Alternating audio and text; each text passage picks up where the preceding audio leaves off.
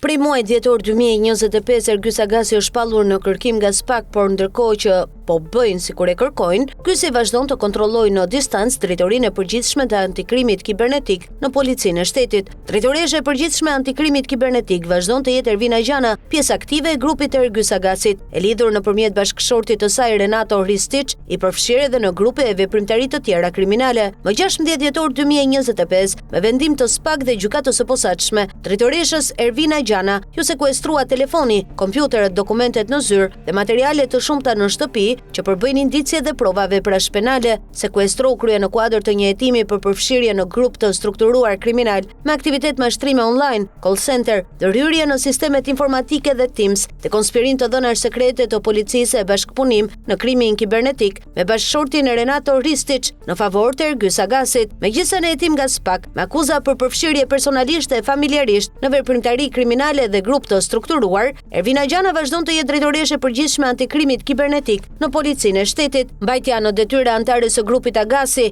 është cënimi i sigurisë dhe konfidencialitetit për informacionin e brendshëm të policisë dhe agjencive shqiptare e agjencive të huaja partnere që shkëmbejnë të dhëna për luftën kundër krimit. Nisur nga ky profil i Ervina Gjanës dhe rastet e mëparshme të hetimit penal të saj për lidhje me krimin, është emergjente ta shkarkojë nga detyra e madje ta largojë nga shërbimi i policor, sepse de facto drejtoria e përgjithshme antikrimit kibernetik kontrollohet nga Ergjys Agasi. Për më tepër, Ervina Gjana rezulton me 4 dosje të tjera penale në Prokurorinë e Tiranës, në SPAK dhe në Agjencinë e Mbikëqyrjes Policore. Më 2 kush 2023, bashkë me drejtorin e IT-s në Policinë e Shtetit, Ervin Muça, drejtoresha antikrimit kibernetik Ervina Gjana, grabiti databazën me dhënat sekrete të Policisë së Shtetit, grabitën të dhënat për hyrje e dalje të personave në pikat kufitare, dokumentet biometrike, dosjet për ngjarjet kriminale, aksionet e policisë, listat e personave të dyshuar për terrorizëm, personat në gjurmime e kërkim, komunikimet dhe raportet sekrete mes policisë, drejtësisë, agjencive të sigurisë dhe partnerëve të huaj. Më 30 maj 2014, kur Ervina Gjana ishte specialiste IT-e në drejtorinë e Policisë së Shtetit, SHQB-ja e kallëzoi në prokurori dhe e pezulloi nga detyra, pasi kishte vjedhur hard diskun e kompjuterit zyrtar, kur ruheshin të dhënat tepër sekrete.